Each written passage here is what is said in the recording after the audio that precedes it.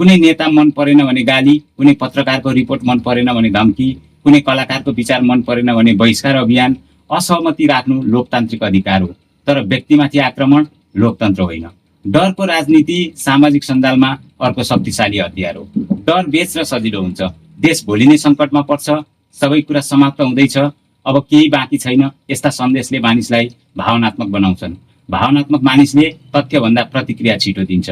अल्गोरिदमले सबैभन्दा धेरै इमोसन भएको कन्टेन्ट पुश गर्छ र इमोसन मध्ये रिस, घृणा, डर र विवाद सबैभन्दा छिटो फैलिन्छ।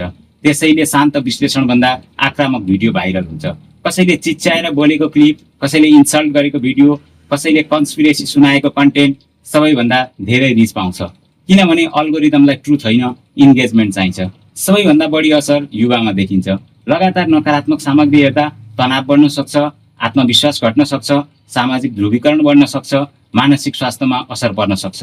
अब अर्को खतरनाक चरण सुरु हुँदैछ, AI generated misinformation, deep fake audio, edited video, fake screenshot. अब कसले के साँचो बोलेको छुट्याउन कठिन हुँदैछ। भोलि कसैले एआईले बनाएर राजनीतिक दङ्गा भड्काउन सक्छ, कसैको फेक भिडियो बनाएर चुनाव प्रभावित गर्न सकिन्छ। र नेपाल जस्तो इमोसनल्ली रियाक्टिभ समाजमा यस्तो सामग्री निकै खतरनाक हुन सक्छ, किनकि यहाँ भेरिफिकेसन भन्दा भाइरल स्पिड छिटो हुन्छ। समाधान के हो त भन्दा डिजिटल लिटरेसी नै यसको प्रमुख समाधान हो। हरेक भाइरल कुरा सत्य हुँदैन भन्ने बुझ्नुपर्छ। रेस्पोन्सिबल कन्टेन्ट क्रिएसन, भ्युजका लागि मानिसको जीवन नबिगारौँ। पोलिटिकल एकाउन्टेबिलिटी, दलहरूले आफ्ना डिजिटल समर्थकलाई घृणा फैलाउन प्रयोग गर्नु हुँदैन।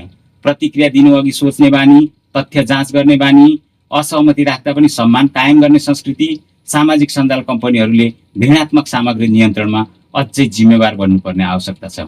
यदि हरेक पोस्टले हामीलाई रिसाउने, डराउने, घृणा गरेर सिकाउने काम गरिरहेको छ भने हामीले एकपटक सोच्नुपर्ने समय आएको छ। फ्रिडम अफ स्पिच र डिजिटल अब्युजको बीचमा सीमा कहाँ छ? साइबर बुलिङ केवल व्यक्तिगत समस्या होइन, मानसिक स्वास्थ्यको मौन सङ्कट हो। साइबर बुलिङले केवल रेपुटेसन बिगार्दैन, यसले anxiety, depression, fear, social isolation र सुसाइडल थट्सम्म पुर्याउन सक्छ। लोकतन्त्र बलियो बन्नका लागि असहमति आवश्यक छ, तर असहमतिलाई घृणामा बदल्नु आवश्यक छैन। र यदि समाजले असहमतिको उत्तर गाली र बुलिङबाट दिन थाल्यो भने त्यो लोकतन्त्रको सङ्केत होइन, त्यो डिजिटल भिडतन्त्रको सङ्केत हो। के नेपालमा सोसियल मिडिया अब ओपिनियनको ठाउँ रह्यो कि डिजिटल युद्धभूमि बनिसक्यो? सामाजिक सञ्जाललाई युद्धभूमि होइन, संवादको माध्यम बनाउन सक्यौँ भने मात्र यसको वास्तविक शक्ति उपयोग गर्न सकिन्छ। यदि तपाईँलाई यो विश्लेषण महत्त्वपूर्ण लाग्यो भने लाइक, सेयर गर्नुहोस् र कमेन्टमा आफ्नो विचार लेख्नुहोस्।